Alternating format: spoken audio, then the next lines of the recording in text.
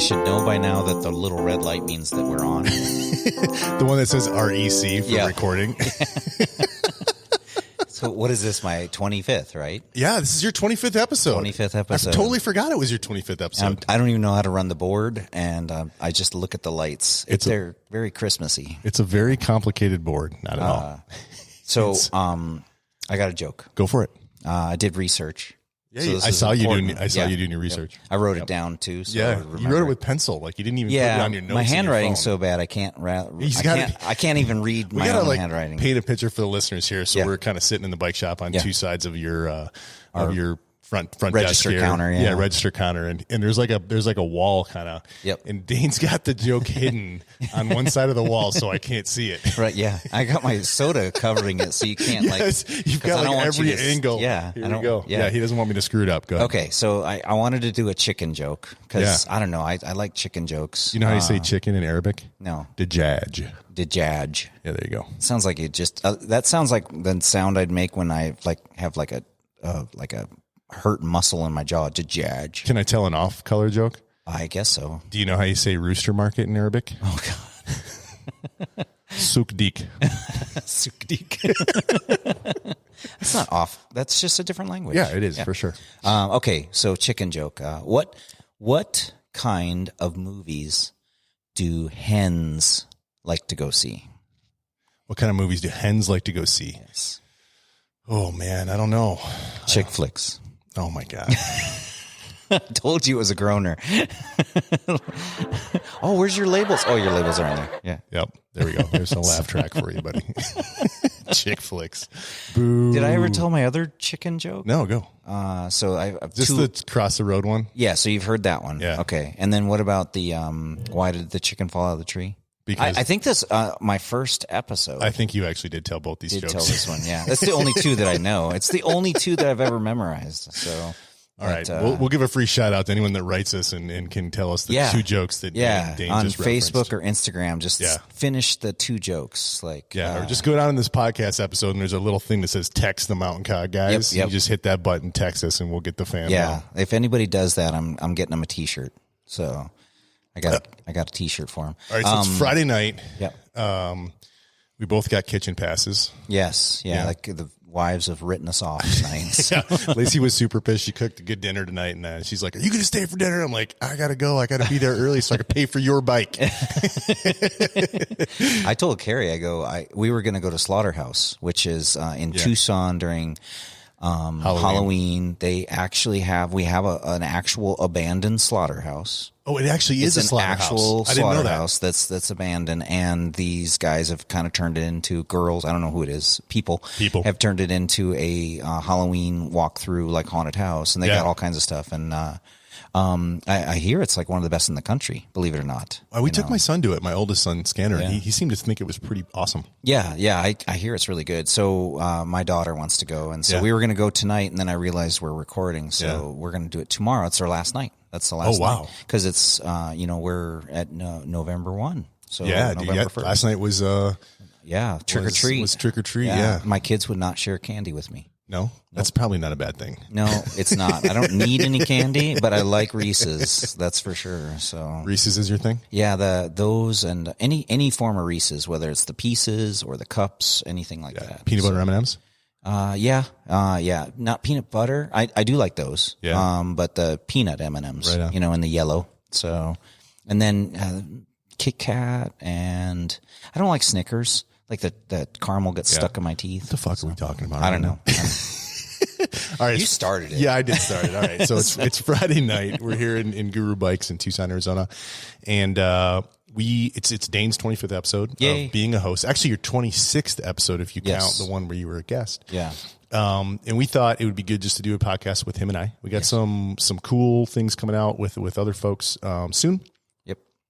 And when we were talking through like what we should talk about, one of the things that dawned on me was that like we've got 16 bikes in the stable, and I don't have a single electronic component on any of those bikes. And almost every single bike that I have has an electronic component. Right. Almost, man, my downhill bike doesn't. That's about it. Everything else does. So, really? How come your downhill bike doesn't? just haven't put it on there? Yeah, that's a good question. They just came out with some, like lately in the World Cup, they've been starting to put electronics on the suspension of downhill bikes. You'll see some pictures where they look like, they stuck a PlayStation controller on their bike, Yeah. And so they're starting to work with it a little bit. But in the past, as far as suspension goes on downhill bikes, it's been kind of not electric because that's been kind of like automatic lockouts, which downhillers don't want their suspension locking out. Right. And so that's just recent in the last couple of years. Okay. So, and then the new Fox Neo has been spied forever, and it's just come out. Yep. And so that's a cool system. That's new from their Fox Live, and it's gravity orientated. It's not XC race orientated. And then let's see what else in the World Cup. That's about it. I think I haven't seen a downhill electric group. So for instance, I have a SRAM downhill XO kit, which is 7-speed, and it's purposely a tight cluster, smaller, shorter derailleur, so it hangs down less. And that they haven't come out with anything that's electric yet for that. Did you guys get the new Saint group in yet? No, it's not out yet. It's not out yet? No, yeah. So coming soon. I just saw the new pivot, the new 6-bar pivot. Up at Pivot. The new pivot. Okay, and I thought you were talking about pivot bikes. But. Yeah, no, it is a pivot. Oh, okay. It's the new pivot downhill bike, the Phoenix. Okay, the new Phoenix is a 6-bar. Yeah, so I got my new Phoenix, which, I get the hand-me-downs. So I've got last year's Phoenix, and then the new one dropped about the same day that I finished building mine. Yeah. So I was like kind of bummed. But the new one, I got to check it out up at Pivot a couple days ago, and it's pretty amazing. I really want to get one in the shop and see how the linkage moves because they've got a new 6-bar. So a DW links are considered a 4-bar. Yep. And so they have 2 rotating links. They're kind of opposing rotation and similar to a VPP, but different, and similar to a Maestro, but different. Yep. But the idea is that it helps the rear end move in kind of an upward straight motion rather than an arc. And so the new one, I guess I may get this wrong, but they made a 4-bar downhill prototype. They made a 6-bar, and I think they may have made an 8-bar. Oh, wow. Downhill prototype for the Pivot team to test. And, if you guys remember, if you don't remember, there was a very famous live broadcast with Bernard Kerr crashing and his head tube coming off. So, and I did just watch the Pink Bike video about that, and it was really cool. It was really inspiring. It definitely made me want one of those bikes. Yeah. So if you haven't seen it, Pink Bike put out like a 10 to 15 minute, I think, kind of interview with the design. I think the top designer. Yep.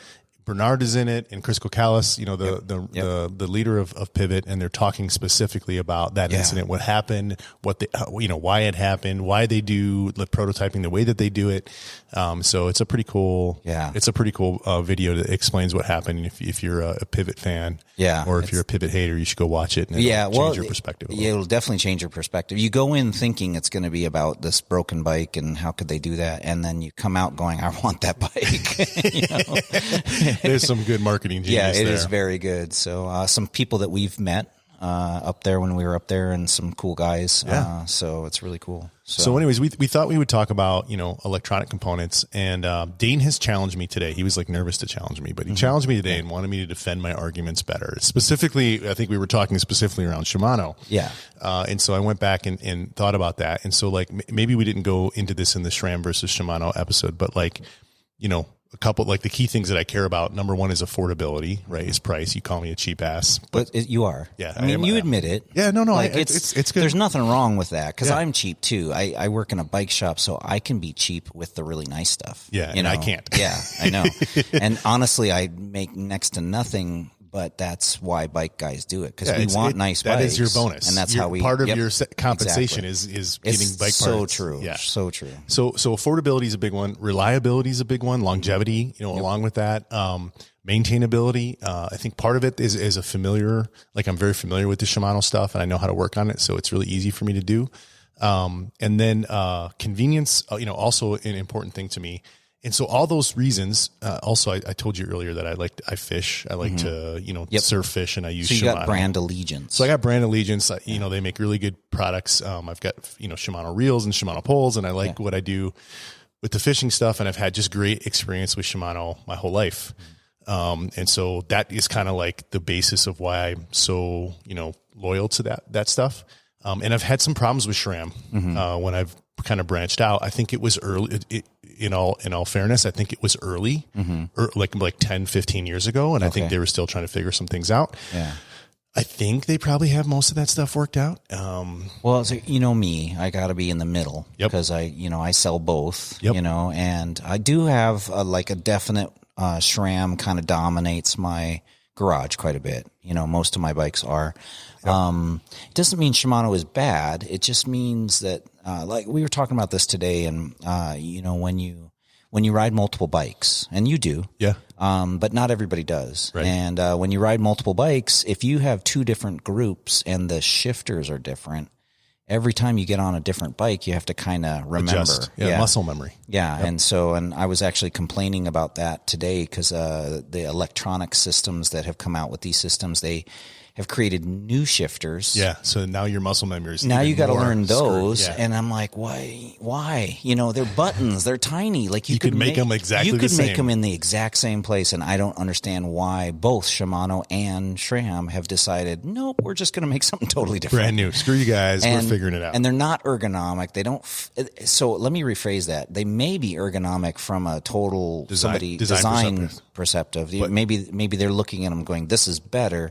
But they're not ergonomic if you're switching bikes. If you're used to something, they're uncomfortable. You have to get used to them. And I actually have a theory as to why they're set up the way they are. Is it? I think they're preparing the industry for a time when we only have one lever on the bike and all the buttons are on there. And I think they're trying to get people accustomed to the way that feels. And then eventually it'll control everything on the bike. I think you're not right. I think it's natural to think that way. Do you want to bet? I just don't think there's any coordination. I don't think SRAM and Shimano are both calling up each other and going, okay, 10 years from now, we're going to do this. No, but it's logical that they would both drive to the same outcome. So when Di2 Mountain came out, and so I worked with one of the first groups that did the first Di2 Mountain group before. Yes, this was Farewell Bike. I saw you guys at Interbike that year. Yeah. And we got to design the shifters. Right. And for this new mountain bike group that we were building that Shimano had nothing to do with other than making a road version. Yeah, so you basically took the road version and converted it to mountain bike. Yeah, a different cage, all kinds of stuff. Jason, and there was a number of us. But one of the things that I got to work on was the shifting system. Right. And originally we made buttons that basically went on the grip, right next to the grip. And when I went out and rode the bike, my hand couldn't reach them. And I was like, this is dumb. And so it wasn't functional. And so what I did was I went back and I actually took a product at the time. I can't remember. It was meant to move your dropper lever to your left side. It was a little stud that came down. Yeah. Your stud. And it would take the dropper levers, which at the time would mount on the bar, and you'd have to lift your thumb up over the top of the bar and then push down on these dropper levers. And it took that lever and it mounted it sideways right where your shifter would have been. Yep. And it was becoming popular during the one-by revolution. Right. And I forgot who made them, but this little thing that would come down, and I made a shifter system that went onto that. Sounds like a Paul thing or a Wolf Tooth thing or something like that. It was before Wolf Tooth. Okay. Like this is a long time ago. This is like before you were born. No, I saw the bike at Interbike. I was born. I was an adult. But this little thing that had like a barely a blip of life because the lever companies figured out real quick they can make a 1-by lever. Yep. And that's what we know now is the dropper lever. And now what's ironic is now we have people that are putting the old levers on their bikes when they have a lockout for their forks on the left side. And so it's funny how that old dropper lever has come back around. Yeah. So, but anyway, the Di2 system that we built, I moved the shifters down so that I could reach them properly, but I only had 2 buttons to deal with. So I couldn't build them like the original stuff. And I didn't need to because we were just showing the stuff off, but the Di2 that came out wasn't much better. And like, it still had this weird feel and it didn't, I actually cut up a SRAM lever to move my lever on my Di2 XTR kit over so that it was more reachable and in a better place so that I could remember which button shifted, which way. Cause that's important when you're going up a hill. If you hit the wrong way, your shifter into a harder gear when you're climbing and then you're stopping and walking. So you're not at all convincing me that I need to go get electronic components. No. So just today I was complaining about this problem because I feel like the electronics are small enough. They could easily make a dummy shifter that looks and feels as far as where the paddles are. The exact same spot. Yeah. So you don't have to relearn. Your muscle memory is still there. Your muscle memory's there. You go from bike to bike and you don't have to relearn which way. And they could make it light and out of the way. And they didn't do that. And I don't understand. And both Shimano and SRAM. So it's not a brand thing. Yeah. I don't know what it is their constraints are. I think at some point they have to just make them cost effective, and maybe it's a design thing. They just don't want to tackle it. But when that Di2 system came out, I talked to the engineers about that, and they had mentioned that their idea was that this is new and they want to have a new tactile feel. It's a different system.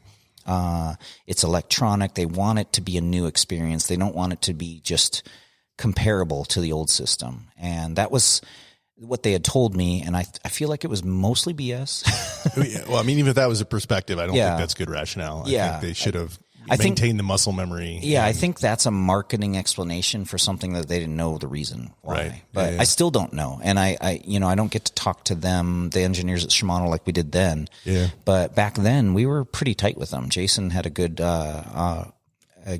relationship, and we got to know a lot more of the inner workings of Shimano. So that's one reason is you got to go to a different, user interface effectively, right? And it's something new that you have to learn. And that's only one electronic on the bike. We're going to talk about a lot. Yeah, we'll talk tonight. about all of them. But when I was reading through all the things that make me love Shimano, I realized it's all those same variables, right? The affordability, reliability, maintainability, the convenience. And now I can add, muscle memory and not having to learn. But keep in mind that example was a Shimano product, so it's not a brand thing. But we're not talking Shimano versus SRAM here. Yeah. We're talking, electric versus acoustic. Yeah. I would say, if we get on if we touch on that subject, your logic and reason is pretty solid because. Wait. Hang on. We need to Can you keep that? Can you record that? Can you dig it? Sorry. I feel like at the lower price points, and which is where I like to live, which is what you find the biggest value in. Yep. Right. Yep. I mean, I joke around that you're cheap, but honestly, we know that you could buy whatever you want. Yes. But what you do is you appreciate the cost per. The value, the cost per mile per smile. Yeah. And so at that price point, I feel like Shimano is killing it right now. Yep. And I would say that at, when we sell a 12-speed system, and you can choose between a SRAM SX and a Shimano Dior. Yeah. Dior is great. Is the one. Yeah. The Dior just kills it. Yeah. And even if the SX cheaper, the Dior still is better. It just is. There's other things that bug me, but truthfully, that is great. Yeah. And to that point, XT is probably as high as I go. Yeah. I don't have XTR on anything. Yeah. Nothing. I would never buy it. The price is just, it doesn't the weight. Yep. Again, I'm a heavy guy. So dropping a couple grams off my bike I got to drop a couple grams off my body before I drop it off my bike. We always try and visualize, have customers visualize, if you had 3 steps, and the step between SLX and XT is 2 inches from that one to the next step. Right. It's tiny. It's a small jump from that SLX to the XT, and the performance is huge. Right. Yep. So money wise, tiny step, performance is big improvement. XTR is because of the money. It's definitely a better system, but the step up is much bigger. You're paying a lot more for for a little bit of from gain. a ratio perspective. Yeah. And weight. And you're paying for weight. And that's racer stuff. So SRAM's similar. We were talking about this today. I've noticed with Shimano systems versus SRAM, Shimano's shift smoothness and quiet and accuracy pretty much goes pretty fluid down the line, all the way to Dior and 12-speed stuff. So when you get a Dior system, you're not really clunking. You're not getting a horrible shifting experience. You're getting a pretty good one. Yes, the cassette's much heavier. The derailleur's much heavier. The shifter's heavier. Like there's a lot of refinement that's not there. Yep. But it's really kind of weight and cost. With SRAM, the shift quality of SX is much lower than NX, which is much lower than GX. And as you go up, it gets better and better and better. That's more election. Oh, just people just calling me, trying to tell me to vote for somebody. That's awesome. Everybody should get out and vote, and I really don't care who you're voting for. The election will be over, and hopefully there's not chaos. And no matter who wins, hopefully there's not chaos and anarchy in the country. I just want them to stop texting me. But anyway, so back to bikes. So with the suspension, or with the Dior drivetrain, you get the smoothness of, and it's very close to the higher end systems, but you just get a big weight penalty, but you save money. With SRAM, it's a little, for me, the experience has been that the shift quality goes down at the lower points. Like I would not consider anything below GX in SRAM. Yeah, I don't mind NX as a gateway drug. SX we won't actually carry in the shop, and I know SRAM will not like that I say that because they want to sell that stuff, but we've just had enough problems with it that we, if we. And SRAM will back their product up, so it's nothing that SRAM's doing. If it breaks, they'll back it up. We just don't get great results from that. From that derailleur, really, is the main thing. The shifters shifters are fine. The dub cranks are great. And then when it comes to the cassette, the NX cassette is the same as SX, so it's fine. We use that a lot. But the derailleur is probably the biggest weak point. Anyway, with SRAM, when you get up to like GX to XO to XX1, the weight does not really change much. They're very similar, but the shift quality gets so much better. Oh, really? Yeah. I didn't know that. Yeah. And I haven't ridden those systems. So they're like different philosophies. One is kind of trying to have like a shift quality as being there. Consistent across the entire. Yes, exactly. Yeah. Whereas the other one is definitely giving you performance gains as you go up. Okay. And so an XX1, way better than an XXO. Way better than a GX. It's noticeable. And when you move up from, as you move up in Shimano, you're really just getting weight savings. But you can buy an XO derailleur and an XX1 derailleur, and they're like 12 grams difference. Like there's almost no weight difference. Okay. And so what you do really just the performance. It's performance and longevity. So longevity. Okay. Yeah, so the more expensive ones last longer? Yeah, they have more things in pivots and bushings. They'll use bearings instead of bushings. So as they move up, they'll get better and better. The linkage and the derailleurs have more thought and machining and more process to make them smoother over time. Yeah. And so one of the reasons I think we struggle in the desert with SX is there's a lot of poly in that derailleur, and I think the heat affects just wears it down. Yep. And then when you have that thing moving, I think the pivots are just less. I mean, they're really more susceptible to temperature swings. Yeah. As that poly heats up, those holes get tighter, and then the derailleur doesn't want to shift as smooth. Yeah, and we get that fine dust that we get out here, and that gets in there. And then when you get to the high end levels, that tolerance is so much better and so much more precise that you don't have those same issues. Okay, so we went down a rabbit hole on SRAM versus Shimano, which you and I always do. Yeah. It's fun because I think people get a lot out of that because I don't want anyone who buys Shimano to think that they're cheap. They aren't. They're getting really good stuff. I love Shimano. They're great stuff, but I don't want people to think that are getting SRAM that they're getting snowed because it's really performance orientated. So they both have their features, and the goal is to figure out what's important to the person. Yeah. So I gravitate to the low end Shimano stuff because it's got good quality, good performance, and you value value. Yeah. And then some people, like I'll have somebody who comes in and they're looking between the top of the line, so like XT, XTR, and their value is I'm going to go race, and I don't want my equipment to be my limiter.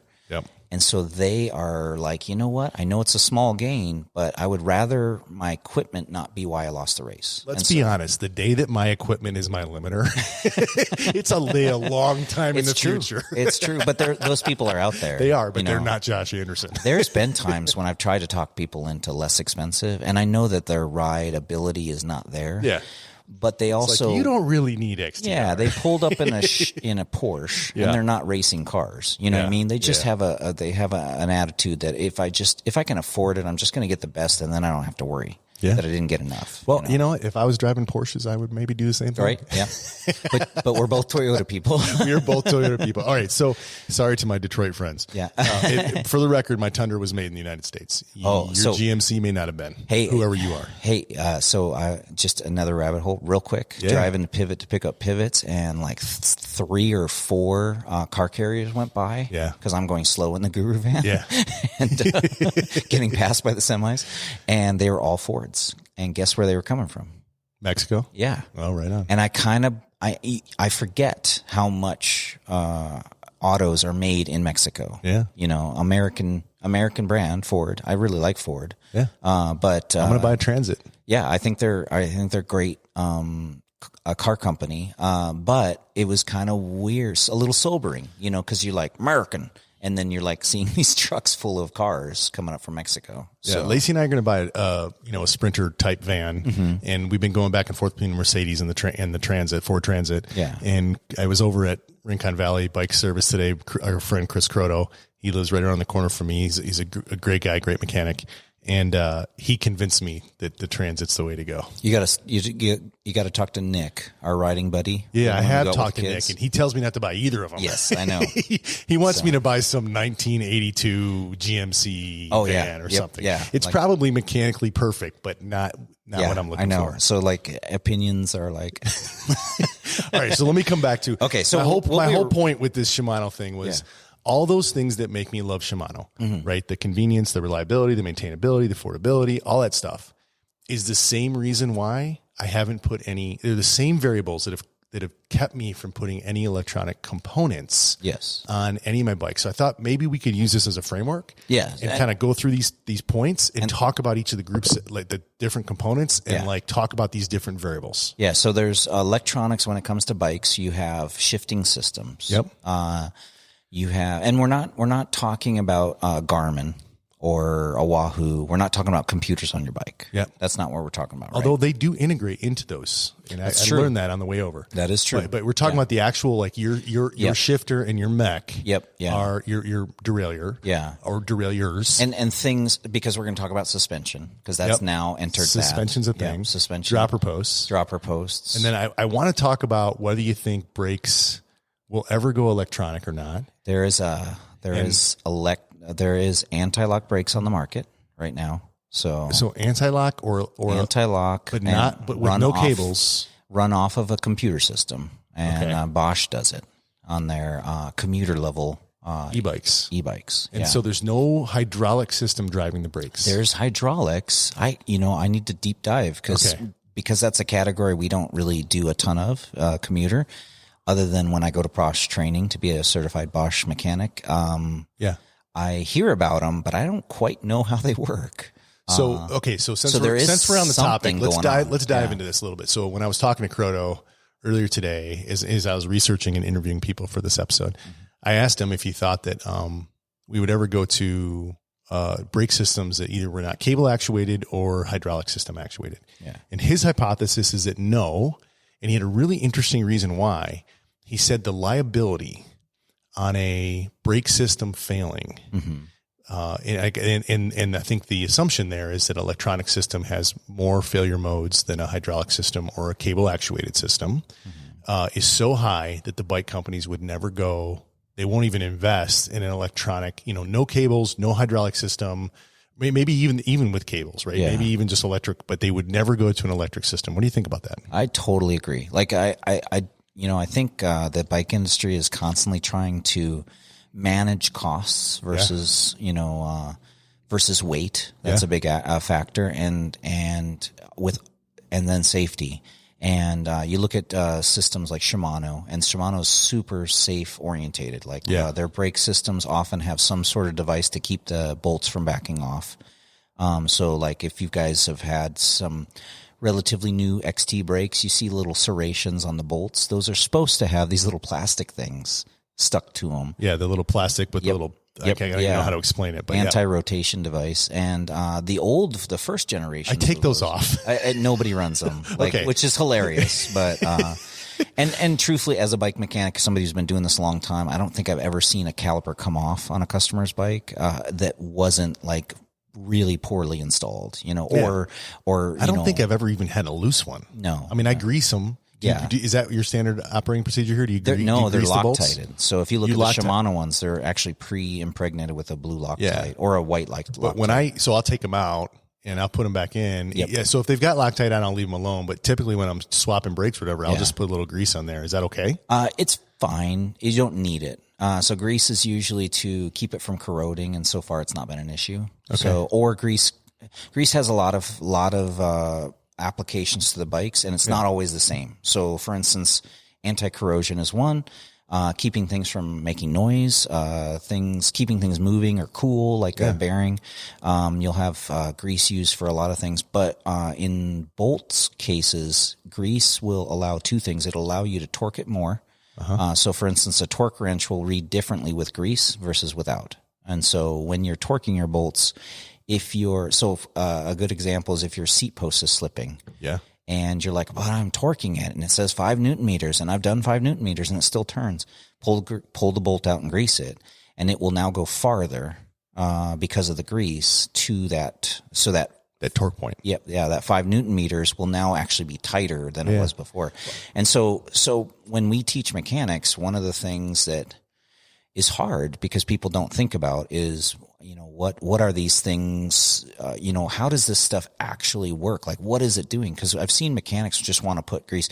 We had a mechanic once when I was at a shop who put friction paste in the headset, in an open ball headset, because he didn't understand what it was. Like friction paste that you use when you're connecting like an aluminum component to a carbon frame. Well, just in general, it creates friction. Like that's the component, and it's most common in the handlebars because early handlebars, carbon fiber especially, usually had a clear coat on the epoxy, and when the stem would clamp on them, they wouldn't have enough grip; they would slide. And so friction paste is basically a fluid. Similar to a grease, but not exactly. Yeah. With little tiny plastic balls. Okay. So that's why it feels like sandpaper. It's more like a gel than it is a fluid. Yeah. It's not a grease. And what it does is those little plastic balls create a friction point, a contact point. Gotcha. And they create more pressure in that area to hold better. And that's what they are. Some bars now actually come with a friction material like painted on to the clamp area, which is the same thing. They feel like rough, like sandpaper. Since I'm going to school right now, I gotta go back a little bit. You're talking about torquing. Yes. And I recently saw something that suggested that you should never torque from a stopped position. So like if you've got a bolt that's tight, you should not torque it from that tight position. That you actually need to loosen the bolt a little bit. And then torque has to be while the bolt's in movement. And they showed, and this is a video I was watching, they showed like multiple different readings, and the torque values were actually different when you torqued from a tightened position, like how far they rotated it, versus if you backed it off a little bit and then torqued from a moving position. So you should always be torquing loose bolts, not tight bolts. Do you guys do that? Nope. No. So I may have just taught you something. Well, you did, but I got to ask you, did they share on that how much the difference was and how many Newton meters it made a difference? I don't think they had the tools to measure that, but it definitely was maybe quarter to half a turn difference. Okay. Because you could see the amount of turn, right? Because that's the only way they can measure it, right? Yeah. So when they torqued it from straight, you do maybe a quarter turn, and then when they torqued it from a looser bolt, it was like a quarter turn farther, quarter to half a turn farther. So that's interesting. So that gets a little bit to the grease point, same kind of concept. Same concept, yeah.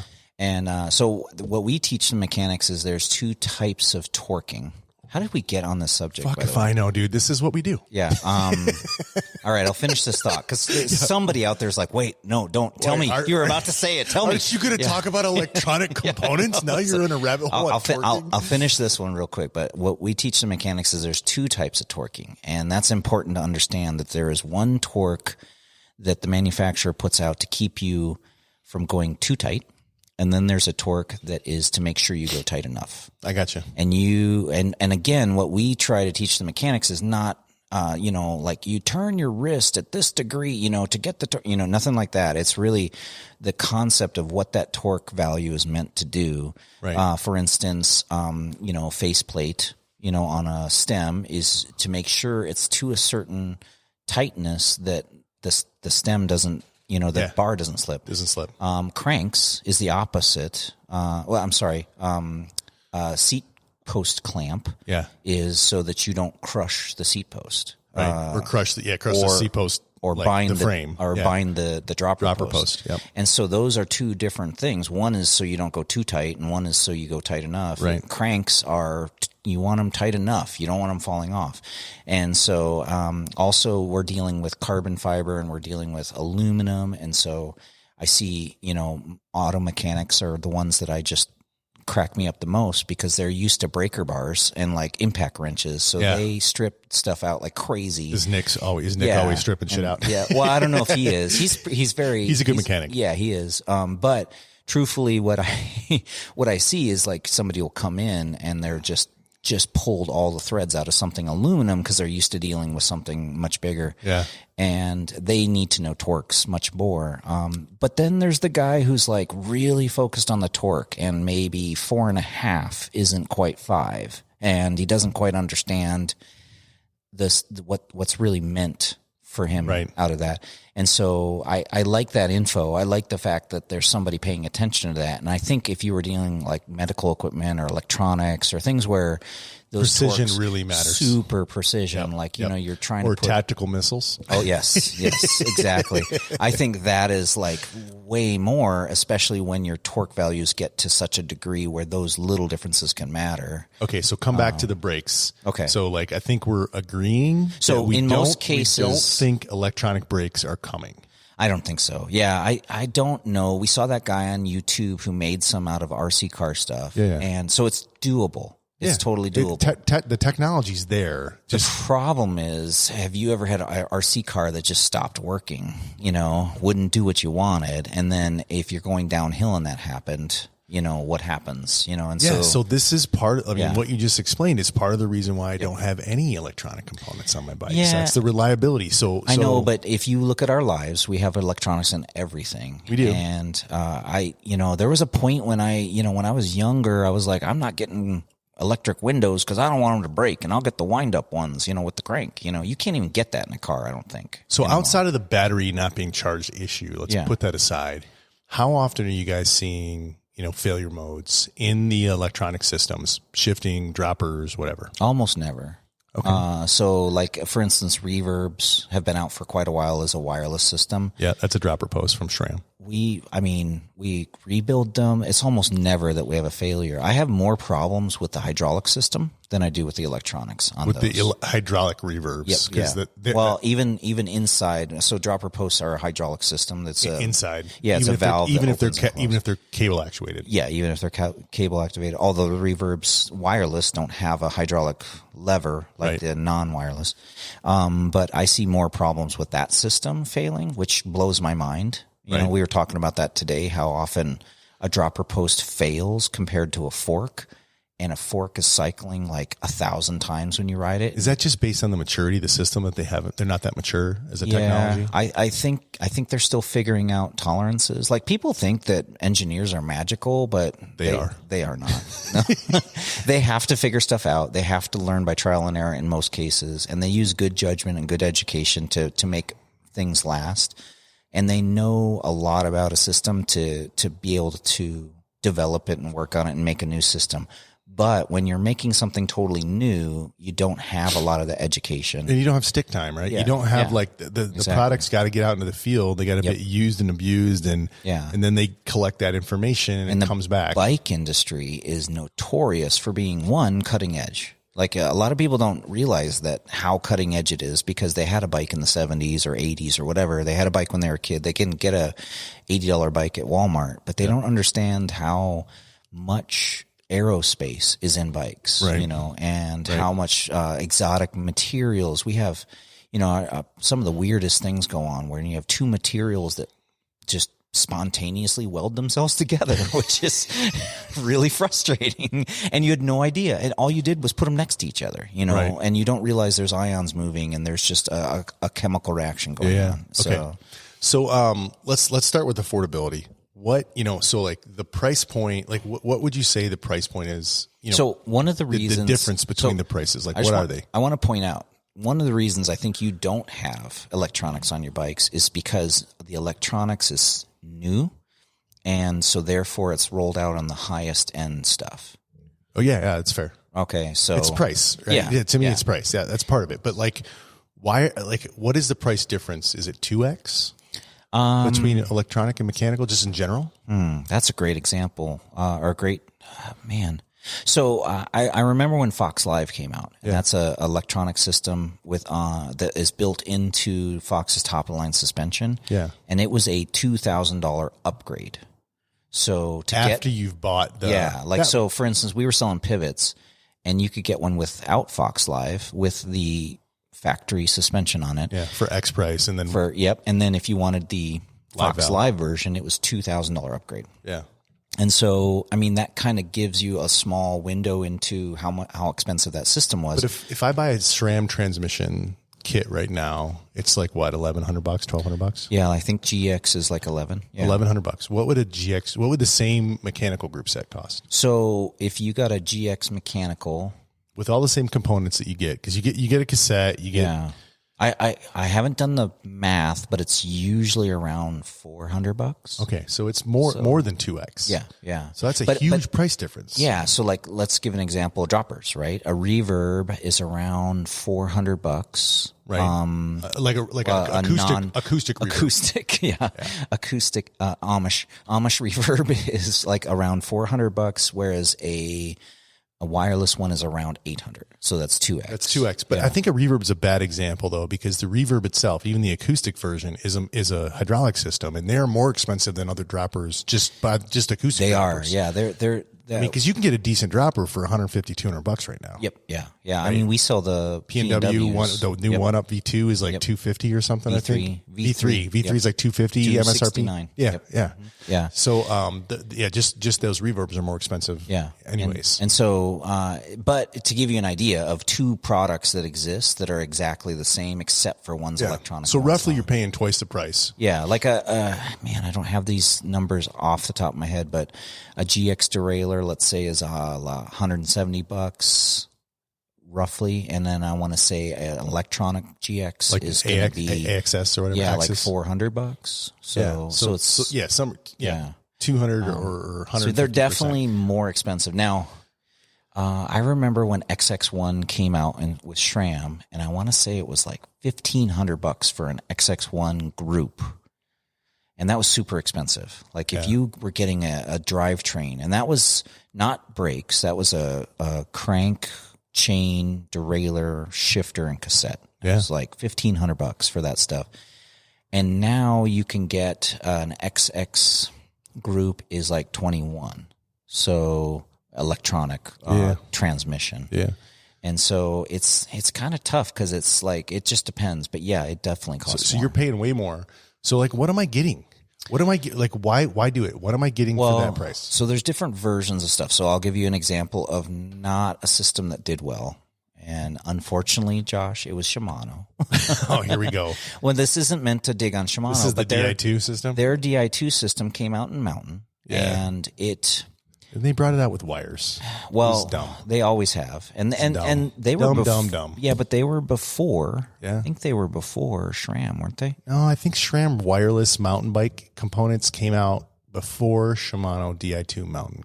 I could be wrong about that. We need to research that because I did do some research, and I'm pretty sure I heard. No, I think it was. It was before because I had Di2. It was pretty close in time. Yeah, I had Di2 XTR on one of my pivots, and I was one of the first guys. And I wasn't one of the first guys. I was late, and I actually hacked it a little bit because I was trying to make it super light. And so of course you were.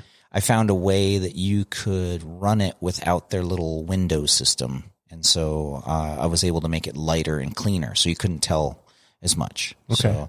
So I just remember that, and I would have had access to SRAM, but I don't think they had it out. I think SRAM was doing XX1, and they were maybe just on 12 speed, and Shimano was still on 11 with their Di2. And it worked good. There was nothing remarkable about it. Yeah. It was basically, here's electronic. But you know what it was a reflection of the road group. And I think the advantages that the road group had when it came out is it shifted more accurately. It shifted more consistent. And especially the front derailleur on the road group worked much better. Yeah, they had that they had that concentric thing, right? Or so you had a front derailleur and a rear derailleur, but you only had one lever. No, that happened much later. Okay. The original Di2 stuff Still had two levers. Still had two. Okay. This is the road. Okay. Yep, This is the road, because that's where it came from. And then they had great success. The Di2 road group did really well, and it dominated. It blew SRAM away. Yeah. Shimano has always done front derailleurs way better than SRAM. SRAM literally got rid of them because they couldn't do them as well as Shimano. I'm not kidding. Like, I don't think that's the reason why, but it's definitely. I don't even think the guys at SRAM would argue with me on that. Like, I don't think so. All right, if you work for SRAM, get a hold of us. And we would have that's the reason why. We would have SRAM groups on our bikes with a Shimano front derailleur. Like, I mean, that's no joke, you know. But I think what happened with the Di2 road group is you got electronics that it just shifted better. It really did a better shift because it was a more delicate system. You were, a road group's it's tighter grouping of the gearing. So when you're moving from 1 to 2, from your first to second cog, it's only a matter of a few teeth difference. And so you aren't jumping these big jumps. Yeah. And so there's a certain elegance that. So today, if I'm choosing between GX and Axis, right? Like the electronic version of GX, so acoustic versus electronic, like what am I getting for that electronic? I'm trying to build up to that. Okay. I'm sorry. Okay. So electronic, the space race for electronics was started by Shimano. They're the first ones to do it, and they did it really well in the road side. When they came out with mountain, it didn't really do anything for mountain bikers. And, of course, Shimano still had the front derailleur, and they're really focused on the front derailleur. Because that's the time that they were doing the one shifter thing? No, not yet. Not yet, okay. Yeah, no, synchro shifting or, there's a C word. There's a word. Yeah. Doesn't matter. Yeah. We don't have sequential shifting. Sequential. We don't have front derailleurs anymore, so fuck it. Yeah. So Shimano hung on to that, and the Di2 system hung on to it and focused more on a smaller gear, double in the front, and it kind of just didn't take off, and it died. And their sales reflected that. And so when your sales reflect not good, your company doesn't want to keep dumping money into it. Yeah. So they kind of abandoned it. It's still there. It still exists. They just had a series come out with e-bikes where it plugs into their e-bike system, their Shimano e-bike system.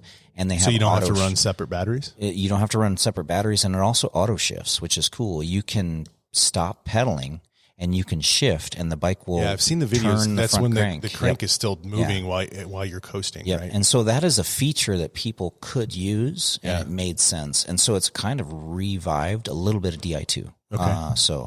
But really, when SRAM came out with their system, in the mountain bike, what they focused on was they went one by. Yep. They went super wide range and wireless. That was the biggest thing. And all of a sudden, this wireless stuff came out. We could put it on any bike. That was the other problem. Was Di2? You had all this internal stuff. You had to figure out where to put the battery.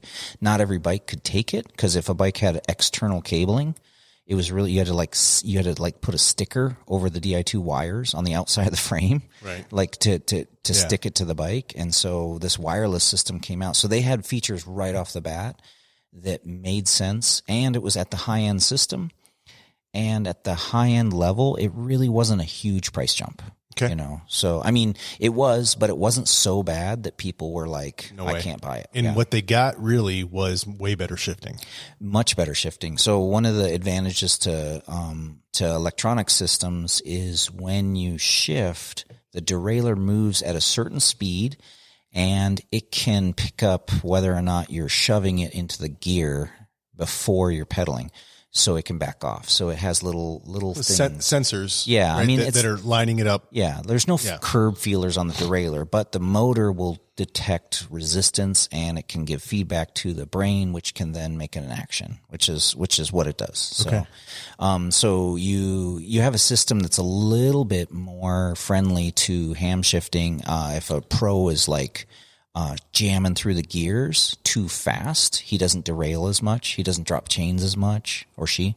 They don't have the same kind of misshifts that used to happen. So better shifting. One of the things I read about or heard about people complaining, and I don't know if the new systems, this article that I read was a couple years old, but they were, on an acoustic shift. If you're coming down a hill, like into a wash or into a gully, right? And then you're immediately going to be climbing, you're dumping gears really quickly if you didn't prepare. And on an acoustic bike with acoustic components, you can dump a whole bunch of gears at one time. Mm-hmm. And what it sounded like on the electric, you have to like hit the button a bunch of times and it doesn't shift as fast as the acoustic system if you're jumping wide ranges. Is that still the case? Kind of. In fact, transmission is the newest SRAM system. When it came out, there was a lot of people complaining because they were saying it was slower. And I do a little demo in the shop with people, and I'll put the system in the stand. I'll put a bike in the stand with the system on it, and I will be pedaling steadily with my hand, and then I will hit that shifter as fast as I can 12 times. And you will watch and then I'll take my hand off. And while my hand's off, the derailleur is still moving up the cog and shifting on its own time. Right. So it's buffering the shift. It knows that it made it, but it's not going to do it until it's ready. And there's a really, really important reason for that. The early access systems had a certain speed to them. Mm-hmm. And in fact, the Di2s had the same issues. And they would do firmware updates to where you could kind of adjust the speed and change things. But one of the advantages is also that disadvantage, which is the system is going to shift when it makes the most sense, when it's for it mechanically. But that might not be the right thing for you on the trail at that moment if you're in an extreme scenario. It's tough, but yes. So like, could you get away with jamming through the gears to get up a hill and hearing that crunching noise? Absolutely. Can you pop a link open and break a chain? Absolutely. Which one happens more than others? I think that's a good point. I think what happens is, we can kind of push our systems to the limit, and you can learn how fast you can shift stuff, and you get comfortable with that. And so if you get on a new system that doesn't let you do that, it can either be a good or a bad thing. If you're breaking chains all the time, it's great. If you're racing, you may see it as a bad thing. So this is one of the benefits of that new Shimano system you talked about, that when you're coasting down a hill, and you're not pedaling, because you can prepare for that uphill that is coming, and your bike will actually shift and be ready for that. And I've been in that case where I'm going down a section of trail. I know there's going to be an uphill, but I don't really. Maybe it's a technical descent, and I don't have time to move my cranks. Yeah. Because e-bikes have a clutch in the crank, they can advance the chain without moving my crank. And so they can be shifting at whatever speed they feel like to get in the gear I want, which is cool. So it is a cool system. I like that idea because it does help with that. So for 2X, I'm getting better shifting. For 2X. 2X the price. Like if I get back to the GX versus, GX acoustic versus GX axis.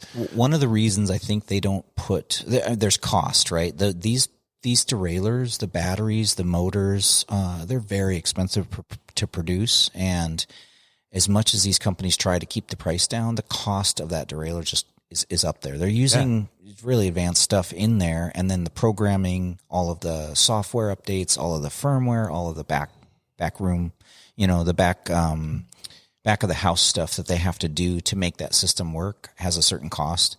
And so I don't think they ever dip the price down because it's really hard to get that cost down. Yeah.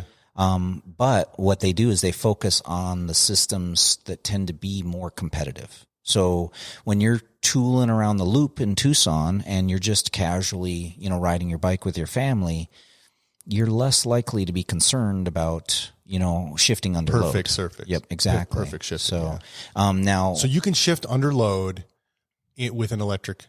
system. So that's the evolution so far that's been happening. So again, if we talk Shimano system, they kind of stalled out at a certain performance, and even SRAM basically had their system, their chain and their cassette and their cranks were all non-electric systems that had an electric derailleur, and so you had the convenience of a derailleur that's going to help you shift more accurately. Yeah. One thing that we skipped over that we didn't talk about is one of the reasons the biggest benefit to electronic shifting is the number one detriment to mechanical shifting, besides you just hurting it, is cable degradation. And so on a mechanical system, you have a cable that's running in a sheathing they call housing. Yep. And in that housing is usually they're built up of multiple layers. The inner layer that the cable moves in is a poly tube. Mm-hmm. And that it breaks down over time. Yeah. So it literally will get debris in there, and a grain of sand takes up enough space to cause friction. Yep. And so especially here in the desert with our dust is so small, it can fill those up. We used to we would be doing neutral support at the 24-hour events. We would pull the rear cable housing off of the derailleur area, just right at the derailleur, and it would just dump out dirt. And for race bikes, we would pull that one piece off, put on a new piece, and the bike would shift so much better because that's at the back of the bike getting the most dust. Oh, okay. The one part of a cable that comes out of the frame that connects to the derailleur there, that was taking in a bunch of dust. Yep. Another trick is at one point, and it's still this way, Shimano and SRAM don't have the same size diameter cable. A lot of people don't know that, so they're different sizes. They both fit within each other. I was going to say, I've used the same. I've used like the Jaguar. So for the most part, they all will roughly fit together, but their SRAMs are a tiny bit smaller. Interesting. And so we would take SRAM cables and run them into Shimano systems, and they would shift better because there's more of that gap and less friction. Interesting. And so there's all these little tricks that we did in race scenarios because we're trying to make this bike work. So all the bullshit that comes with cables. Yes. You're not, that's a benefit, right? Yes. You're not getting, so from a reliability. And that's the biggest thing. So you have cable stretch. So when we sell a new bike, the cables settle. The ferrules sit down onto the housing, and the housing can actually shrink back and expose wires. Yeah, which I've seen in almost every bike I've had. That stuff can rust. It can hold dirt. It can hold water. It can, if you're in the Pacific Northwest, you're not worried as much about the dust as you are the rust. Yeah. And so the shops there will grease the cables and get the grease in there, or they'll maybe run a Gore-Tex system to try and seal it up or something like that. Interesting. Yeah. So the cable has been a bane. And so. Yeah. Or if you crash, like Lacey crashed at the Enduro, she got a kink in and we had to replace that cable, right? Yeah. Because if it's you in don't the have housing. any of that shit. So from a reliability perspective, you're removing failure points from the acoustic system with the electric. But then you introduce new failure modes where you have batteries that can die and then a loss of signal, right? Yeah. But you say that doesn't have, I mean, the battery, I think that's on the user. So I'm not really, charge your fucking batteries. Yeah. Like, come on. Well, let's say that, we just finished the Arizona Trail Race, which is a race that's 750 miles. I know I got that wrong, but it's roughly, finished it? No, God, no. You said we. Maybe in an airplane. But no, we as a state, we just had this race where people race from Mexico up to northern Arizona on the Arizona Trail. Yep. They're out there for many, many, many days. Yeah. So is it like 2 weeks or something? Is that the? I should know this stuff, but I don't pay attention to racing enough to understand how long that takes them, but it's a long time. Yeah. And more than a 24-hour race, more than any other race that's out there. It's really an event where you're on your bike and you're riding and you're relying on your equipment for way longer than anything. It's like a normal rider. Yeah, exactly. And so these are the people that, they're going to shy away from a battery that needs to be charged, right? Yeah. In that case, they really don't want that. They want something reliable that goes, And so that's a case where a battery may fail, and may cause you to have an issue. And so that's a legitimate, worry. In a 24-hour, all the modern batteries that I know of would easily last that long. Yeah, and you probably got extras, and in a 24-hour, you're going in a circle, so you're coming back by the tent, every once in a while, and you can swap it out if you need to. You got to worry more about your light battery than you do your derailleur battery. Yeah, for sure. So the accuracy on the electronic systems is better. Yep. Even on the Shimano systems, it's better.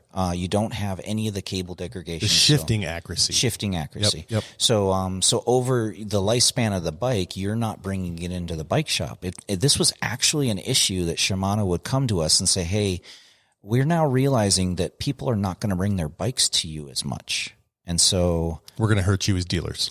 Honestly, they were like, "Hey, but we have all these firmware updates, and you need this special computer program to do them." Our computer. And so you need to let people know that they still need to come in for those, which I'm not a big fan of. I'm not like your Tesla. You just hook up to your Wi-Fi and freaking And now you can get your own app on your phone, and it does it for you, so you don't have to come to the bike shop. I don't think that's. I thought that was kind of lame that they did that, but I think they were just trying to throw us a bone, but it's true. These electronic systems aren't coming in for the derailleur adjustments, for the tune-ups all of a sudden are a different thing. Yeah. And so what we did, instead of calling people and saying, "Hey, come in and get your firmware," we just would sell them a tune-up, and they would get the firmware with the tune-up. Right. And that was included. So we just took the time that we would to adjust the derailleurs, and we now just firmware updated their stuff and made sure it was current.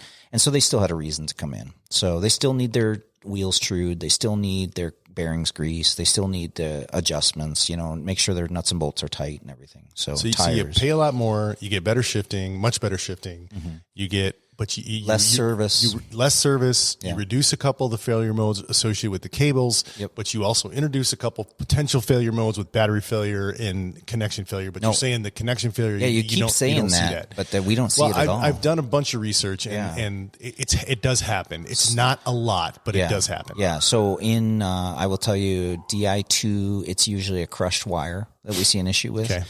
So a lot of times when it's transported. So for instance, when the SRAM systems came out for triathletes and they were wireless, it was a godsend, because the wireless systems weren't, these people were taking their bikes across, long distance and then reassembling them and crushing wires, and then they couldn't race.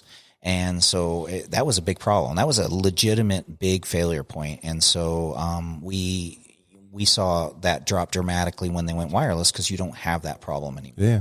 And so that was one advantage that also was a disadvantage, right? Right. So, and then when you do other failure points that I've seen, you're still going to smack the derailleur. No matter what. Something. Yeah. If you, And acoustic, those things level out, right? But you now have a 2 times to 3 times expensive derailleur.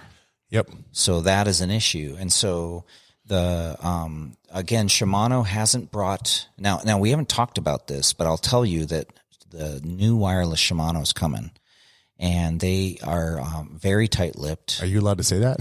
Yeah, because I'm not really citing anything. I don't have any pictures. I just know it's coming. Yeah. I don't know. I think we're going to be talking about it in probably Sea Otter. Springtime? Yeah, is if I see it, because the new Saint system, and I'm pretty sure the new XTR is coming. So all those people that are looking at XTR bikes, you should still buy them, because they're awesome and they're a great deal right now. But the new stuff is coming, and I hate to say that. Chris is going to be mad, because there's going to be some bike shop that's like, "God damn it, Dane told them." I'm just predicting the future, people. Listen, I don't have any pictures. We just heard this on Pink Bike. Yeah. Well, yeah. I mean, there's spy photos and stuff. You can get that, but I know the industry, and I know it's time. It's just when it's coming. Is it going to be this spring, or is it going to be fall? I'm not sure. 26, sometime in 25. It's coming soon. So, and soon to Shimano could be 10 years. So, because they take forever. Here we go. This guy. It's true, dude. I got to tell you, man. Working with the Japanese, they great products, but it takes fucking forever. It does. And like I was talking about, their safety systems, they're very meticulous. They're very accurate. One of the reasons their low end stuff does so well is because I feel like it would shame their families if it didn't. Oh, dude, I got to go down a quick rabbit hole. So we're in this meeting with Mitsubishi Heavy Industries, right? defense contractor, right? Yep. I mean, it's the same company as Mitsubishi, the car company, but they just different division. Just and different they make big things. Make big things, yeah. And so we're meeting with them, and they got their CEO and a whole bunch of people from the company, and my boss is there, and I was younger in my career. And before that meeting, I didn't really know much about the Japanese culture. And so there's this book called Kiss, Bow, and Shake Hands, which is a really great book if you want to learn about different cultures and then kind of translate between like what's okay here in America. Like you don't show the bottom of your foot to someone in the Middle East. Japan. I don't know if you kiss or not, but one thing I learned was that when they say okay, it doesn't actually mean okay. It means that they heard you. No, it means no. Oh, really? Yes. No way. So we get to this meeting, and my boss is talking to him, and they're like, okay. And we get to the end of the meeting, and we were doing like the debrief when they had left, and he's like, what do you think? I think it's great. I think they're all good. They said okay to everything. I'm like, okay means no. And he's like, shit. It's true. So different. Okay. So I think we've exhausted the shifting stuff. The last part of the failure part is we have seen a couple corrosion issues with some of the pins for the batteries. Oh, interesting. SRAM stuff. Like actually on the connection point, like the electric connection point. Yeah, and they're spring loaded. Yeah. Is that water getting in there, you think? We don't know because it's the desert. So, remember, we're seeing stuff in a desert environment. Yeah, we don't have a lot of water here. We don't see the water very much. They are sealed, so if they're in the rain, there's no water that's supposed to get in. There's O-rings. Right. There's a little clasp. There's supposed to be a water system. There's a certain rating, but I don't remember what it is. But I think it's just the contact points wearing. Okay. So maybe it's a continually friction. Yeah, friction. I'm not really sure. And it's been to a point where SRAM did not have a answer for it because that is embedded so deep into the derailleur that it's not something that's serviceable. And that has been an issue, and SRAM has been wonderful and amazing about taking care of people as much as they can. Just replacing the component? Or yeah. It's a discounted price? Yeah, it depends on the length because there is a warranty period, and, they also can't control corrosion if somebody's abusing it. They're not really sure. And from what I know of companies, not just SRAM, but most companies, the first few things that happen, they have a very skeptical view on it. Thinking it might be mistreated. Yeah, they don't know. Once they see can't be our product. Yeah, it's got to be the user. Yeah, as soon as they see a consistency, they start to get super generous and happy to take care of you. Because they know it's not the user. But the just riding along happens where somebody presents something and says, "I don't know, I didn't do anything," and the frame's broken too, and it's got like rocks embedded in it, and they're like, I was just riding along. You're like, you were just riding along. Yeah, and so there's a certain level, and there is times when they do just break. So, so that is the only thing that I've really seen other than people smashing stuff. Yeah, which can happen on acoustic bikes as well. Yeah, I don't even see a de-pairing happen. Every once in a while, we won't get like if you replace a battery or something, you may have to repair your system. But in general, we don't even see that they need to be repaired very often. How expensive are the batteries? What's a replacement battery cost? $40. Okay, so it's not super that's expensive. for SRAM. Now, if you get into Shimano, because they're much bigger, it's about $100. Okay. Now, there are Shimano Di2 systems. You could probably go for a few months easily of heavy use before you have to charge it. Yeah, so they last longer. SRAM systems, you're talking 4 or 5 rides of heavy riding, depending, like the dropper post. And they charge up in what, an hour, 2 hours? Something yeah, like super quick. Yeah. And, one of the things that we're starting to see, so I just saw Fox's Neo stuff, and they have their own battery system. I kind of wish there would be a universal. However, there are fake batteries, not fake, knockoffs on like Amazon for SRAM. For sure.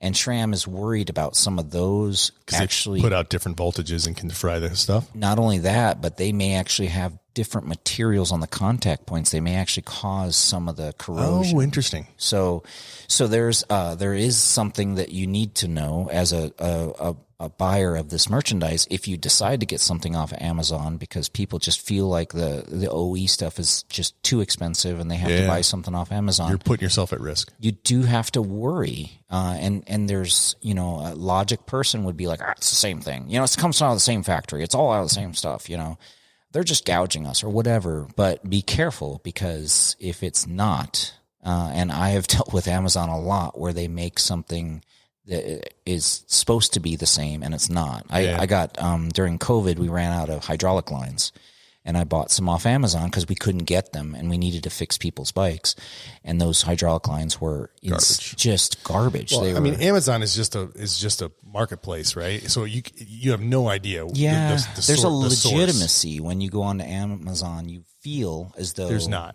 Well, just so you know, I think not. I understand that. So when you come into a shop, you do have a certain level of protection where that shop has their reputation. Yeah. They have they're not going to try and rip you off. And I'm looking around. I don't see any knockoff products. No. Everything you have here is OEM. And if I have a knockoff, it's a really good one. But on Amazon, you get that sense because you've kind of been conditioned that it online is the same as in store. And I'll give you an example. I need lithium-ion batteries for my little floodlights that are solar powered. Yeah.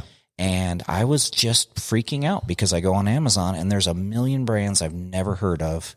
I don't want to get a lithium-ion charging battery, which can have a critical failure, and put it into my house, you know? And so it's a little like worrisome to go buy something like that. I'd say don't buy knockoff batteries. The problem is, when you go to Amazon, you don't know what the knockoff is. I got that floodlight system. It's got some generic battery in it, and so, now in my remote control cars, I have Traxxas. Yeah. And I did go to Amazon and I get the knockoff batteries because they are quite a bit cheaper. Yeah. I have a Traxxas charger, but when I charge them, they're in a fireproof box. You get another Traxxas charger in my truck. That's awesome. And some Traxxas batteries and a Traxxas truck. But I have a fireproof container because if that knockoff battery is faulty and catches on fire, I don't want my house catching on fire. Yeah, that's awesome. So that's something to think about with the lithium ion. So as we talk about electronics, that's actually a thing. So when we ship these products back and forth, like when we get them, they have special labels. So when I get you that little spare battery for $40 that's tiny and fits in your pocket, it comes in a box. If it's in the same box as the lube and a chain and maybe a tire that from our distributors, that box needs a special sticker, has a special designation so that the shipper knows there's a lithium ion in there. So that is something that I don't think you were bringing up that we should talk about. Is knockoff stuff? No, lithium ion. Oh, just in general. I mean, have you heard? I mean, like, I don't know anyone. We talk about pedal assist bikes, which, by the way, we're going to talk about this. This is my new term for. I'm not going to use the term e-bike anymore. Just pedal assist. But you talk about pedal assist bikes. I've heard all the stories, seen all the news reports. It seems like it's always some cheap knockoff brand. Yeah. I have not heard of any. I guess I heard of a Tesla, but I've not heard of any major bike companies. There's a picture of a Specialized. Oh, here we go. No, I'm not digging on them, but it's famous because it's a Specialized, and it's the picture takes the view of the Specialized from the bottom. I see it recirculated. It's an older picture, and you can actually see the cells. It's all burnt up. The bike's kind of melted a little bit, and there was an issue. And so it's not impossible for lithium ions to fail, and when they do, they go through a chemical reaction. It's cascading, which means that it gets bigger and bigger. Yeah.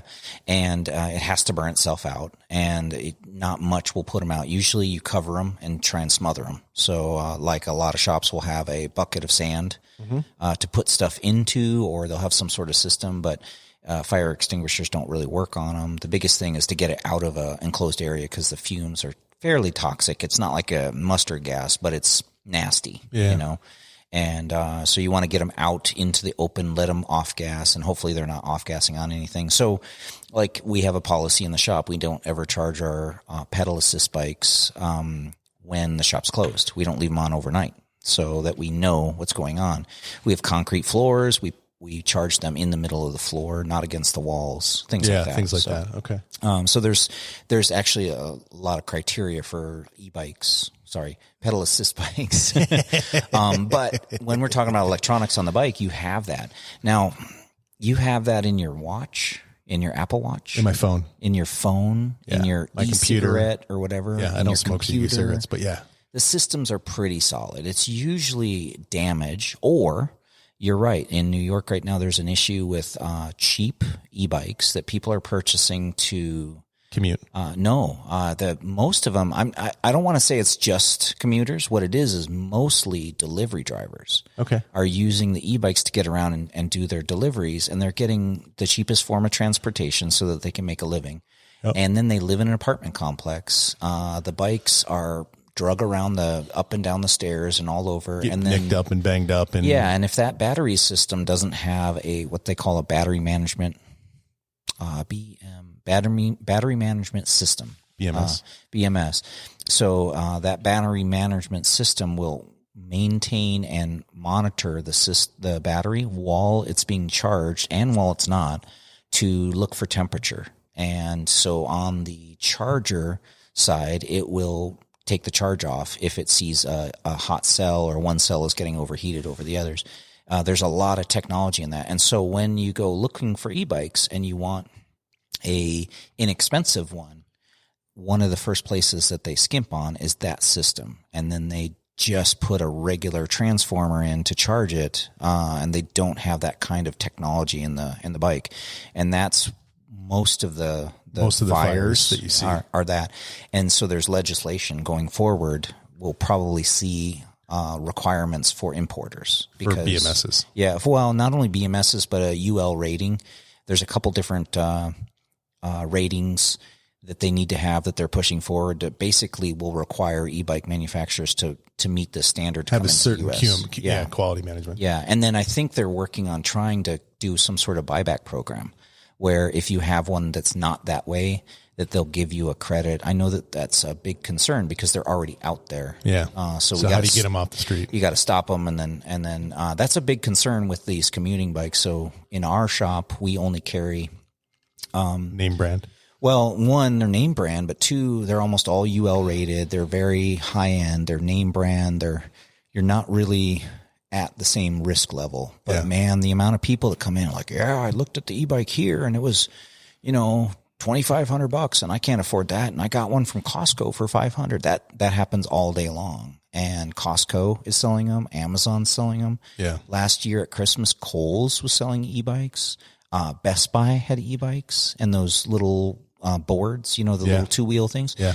So like they're out there and people are consuming them like crazy because they're cheap. Yeah. And so, and be careful. You're taking on risk if you buy that cheap product. Yeah. Get a quality product. So electronics on the systems, that's probably the biggest drawback is dealing with the batteries. Right on.